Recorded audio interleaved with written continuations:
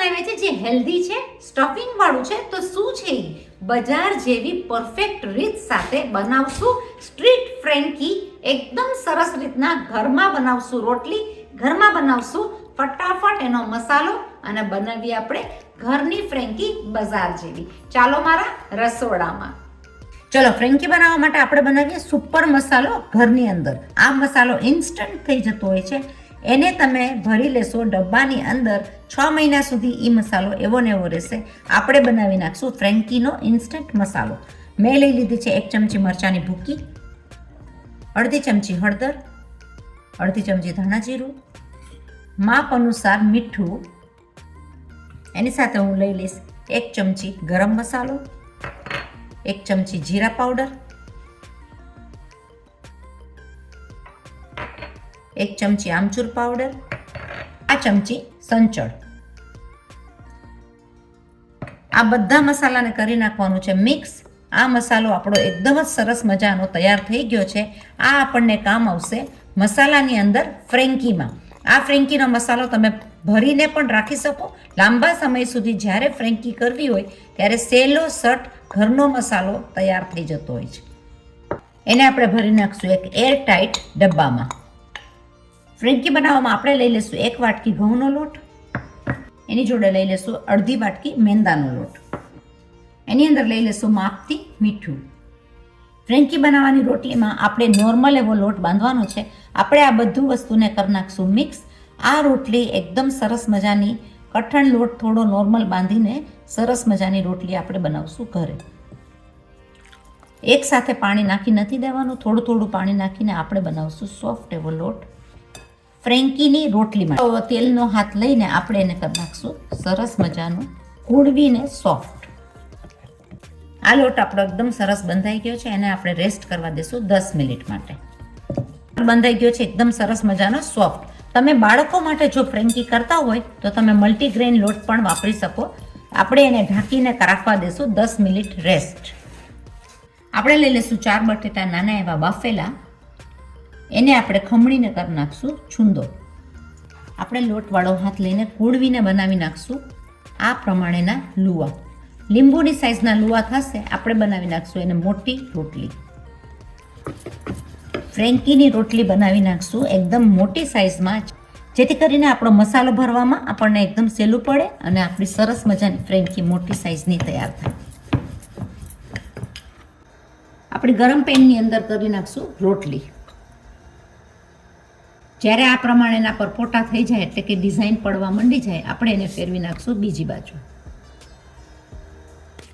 આ પ્રમાણે બધી રોટલી કરીને આપણે લઈ લેવાની છે. રોટલીના ડબ્બાની અંદર ભરીને રાખી દેશું બધી એકસાથે. આને તમે સ્ટોર કરીને ગમે ત્યારે પણ રાખી શકો. બનાવેલી રોટલી હોય એને પણ તમે બટર નાખી સોફ્ટ કરીને ફ્રેન્કીનો મસાલો ભરીને ઘરે ફ્રેન્કી બનાવી શકો આરામથી. આપણે લઈ લીધી છે આ પ્રમાણે બધી રોટલી આપણે કરી લેશું અને એ રોટલીના ડબ્બામાં આપણે આવી રીતના રાખીને જ્યારે ફ્રેન્કી બનાવી હોય ત્યારે તમે ફ્રેન્કી ઘરે ગમે ત્યારે બનાવી શકો. ગરમ પેનની અંદર લઈ લઈશું આપણે બટર.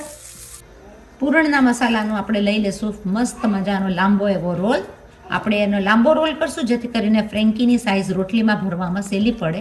આપણે એને કરી નાખશું થોડું એવું રોસ્ટ બટરની અંદર, જેથી કરીને ફ્લેવર આવી જાય બટરનો. ફ્રેન્કીનો રોલ થઈ જશે એકદમ સરસ રોસ્ટ થઈને પાકીને. આપણો રોલ બટરમાં સરસ રીતના પાકી ગયો છે. આપણે એને લઈ લઈશું આપણા ફ્રેન્કીની રોટલી ઉપર. વિનેગરની અંદર લીલા મરચાં કાપેલા, થોડું એવું નિમક અને બનાવીને એક ખાટા મરચાં. આ ખાટા મરચાં લાગતા હોય છે હેલોપિનો ટાઈમ્સ. તો ઘરે આપણે બનાવી શકીએ જે હેલોપિનો બારે મળતા હોય છે એ પ્રમાણેના ખાટા મરચાં. ચલો આપણે બનાવીએ સ્વાદિષ્ટ ફ્રેન્કી આપણા હાથે ઘરની અંદર સ્ટ્રીટ ટાઈપમાં. તો લઈ લીધું છે બટર. એની અંદર લઈ લઈશું આપણી કાચી પાકી બનાવેલી રોટલી. પાકવા દેશું થોડી દાજ સાથે. લઈ લેશું ઉપર પણ થોડું બટર સ્વાદ વધારવા. એની સાથે હું લઈ લઈશ થોડી એવી લીલી ચટણી, જેનાથી ને સ્વાદ એકદમ સરસ વધશે. બાળકોની હોય તો તમે સોસ પણ લગાડી શકો. એની સાથે હું લઈ લઈશ થોડો એવો ફ્રેન્કીનો મસાલો. જ્યાં સુધીમાં આપણી ફ્રેન્કીની રોટલી પાકે છે ત્યાં સુધીમાં હું લઈ લઈશ આપણા વેજીટેબલ્સનો મસાલો. મેં લઈ લીધા છે કાંદા, કોબી અને ગાજર સાથે આપણે કરી નાખશું સ્વાદિષ્ટ મસાલો. એની અંદર હું નાખી દઈશ થોડો એવો ફ્રેન્કીનો મસાલો.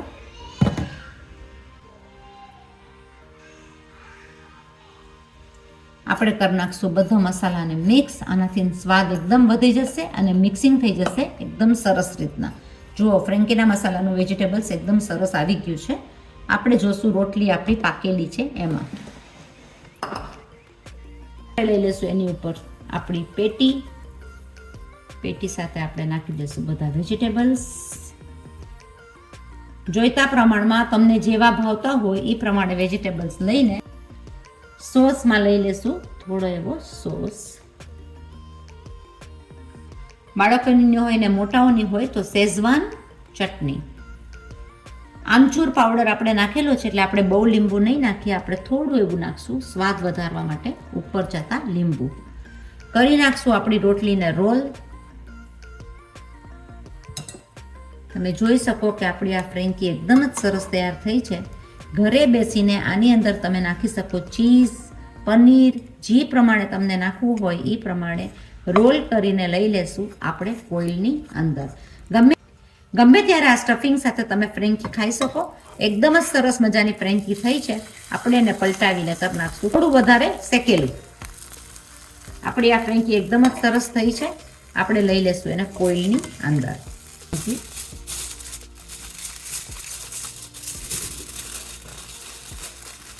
આપણે બનાવી નાખી ફ્રેન્કી કેવી બજાર સ્ટાઇલની. એકદમ જ સહેલી રીતના બધો જ મસાલો આવી જતો હોય છે તો છોકરાઓ માટે થઈ ગયું હેલ્ધી, કારણ કે બટેટાના પૂરણ સાથે વેજીટેબલ્સ આપણે લાવી લીધા છે. બધા આ રીતના કોબી છે, કાંદા છે, એની સાથે ગાજર છે. બટેટાનું પૂરણ એકદમ સરસ રીતના સહેલી રીતના ફ્રેન્કીનો મસાલો ઘરે બનાવીને આપણે કેવી રીતના બધા સોસીસ નાખીને મસાલા નાખીને અને આપણે બનાવ્યો ઘરનો મસાલો ફ્રેન્કીનો એકદમ જ સરસ મજાનો. તો તમે મારી ચેનલમાં જઈને આ જોજો કેવી રીતના બનાવ્યું અને તમે જોયું કે કઈ રીતના આપણે સહેલી રીતના ફ્રેન્કી બનાવી નાખી. ફ્રેન્કીની અંદર છોકરાઓ ના ખાતા હોય તો એની અંદર મરચાં આપણે જે બનાવ્યા છે ખાટા તીખા હેલોપિનો ટાઈપ એ તમે આમાં નાખી શકો અને બહુ જ સરસ સ્વાદિષ્ટ ફ્રેન્કી થઈ છે. આપણે એને પેક કરી નાખશું બજારની રીતથી અને આ પ્રમાણે પેક કરેલી ફ્રેન્કી તમે ગમે ત્યારે ગમે જગ્યાએ લઈ જાઓ અને ખાઓ. એકદમ જ સરસ લાગે. ગરમા ગરમ ફ્રેન્કી ઉતારીને જરૂર ખાજો. એકદમ જ સ્વાદિષ્ટ થતી હોય છે. સબસ્ક્રાઇબ કરો મારી ચેનલને life in Australia Bina Modi. Like કરો, શેર કરો અને આગળ ફોરવર્ડ કરો.